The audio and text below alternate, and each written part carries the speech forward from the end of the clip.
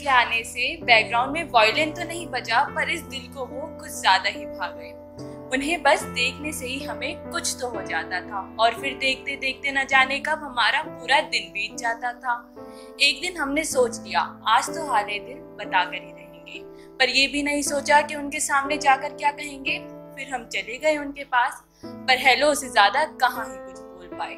और फिर हमारे हेलो का उन्होंने मुस्कुराकर जवाब दिया, हाय।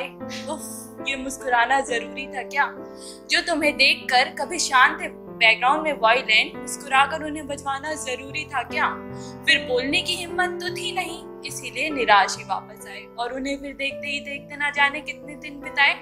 तो हम यहाँ बेहाल थे तो उनका भी हाल कुछ ऐसा ही था। वो भी सोच रहे थे कि अकेले ही खुश था मैं पहले, फिर मेरी जिंदगी में वो आई। उन्हें अकेले ही खुश था मैं पहले, फिर मेरी जिंदगी में वो आई। इश्क विश्क का फितूर कभी ना था हमें, पर हमें कुछ तो हुआ था जब हमने देखा था उन्हें। फिर उस दिन के बाद से उन्हें जब भी देखता उनकी नजर खुद पे ही पाता था। कैसी सी है ये लड़की, ये सोच सोच कर मेरा भी दिन बीत जाता था। फिर एक दिन वो अचानक से मेरे सामने आई। शायद कुछ बोलना चाहती थी वो जो ना कह पाई, पर हंसी तो मुझे इस बात पर आई कि इतने दिन तक हमें देखने के बाद भी वो सिर्फ हाय ही कह पाई। कुछ और बोलती तो हाले दिन मैं भी बताता। थोड़ी देर और मेरे पास बैठती तो उनके जो बैकग्राउंड में वायलिन बज रहे थे उसकी आवाज मैं भी सुन पाता। पर उस दिन के बाद से हमें हो गया उनका फितूर था और हमें भी होने लगा थोड़ा अपनी पसंद पे गुरूर था। तो ये तो अब हमें पता था कि हम दोनों के दिमाग में एक सही पुलाव पक रहा था। यहाँ हमें उनका नशा था तो उनका भी दिल वहाँ हमारे ही रंग में रंग रहा था। अब हम हर दूसरे दिन एक दूसरे से मिलने के बस ढूंढते बहाने थे। इश्क भले ही नया था हमारा, पर हम उनके आशिक पुराने थे। अब आईना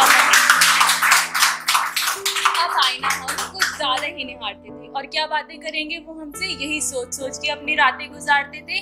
तो एक दिन उन्होंने मुझसे पूछ लिया कि क्या कहोगे अगर मैंने किसी दिन कहा कि मुझे तुमसे प्यार है। मैंने भी मन में मुस्कुराकर सोचा कि जान मेरी, मुझे उसी दिन का तो इंतजार है। पर पूरे एटीट्यूड में मैंने कहा कि अभी मुझे नहीं पता, जिस दिन पूछोगे उस दिन बताएंगे। अभी हम चलते हैं, काफी देर हो चुकी है, तुमसे मिलने अब कल आएंगे। अगले दिन मैं इंतजार कर करके थक गई, पर वो आया नहीं। शायद ये वो मेरे एटीट्यूड वाला जवाब भी था जो उसे भाया नहीं। फिर 2-3 दिन बीत जाने के बाद भी जब वो नहीं आया, मैं पहुंच गई उसके घर। तो उसके पड़ोसियों ने बताया कि बेटा वो तो कहीं चला गया, और कहाँ गया उसने किसी को बताया नहीं। फिर अब मैं क्या करूं, उसका तो मेरे अलावा शायद ही कोई दोस्त था, अब उसके बारे में किससे पता करूं।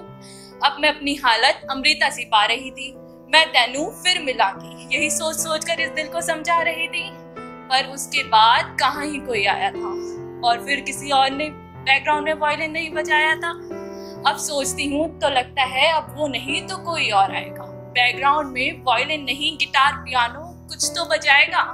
पर उसके बाद कोई और आया नहीं, तो हमने भी इस कहानी को आगे बढ़ाया नहीं।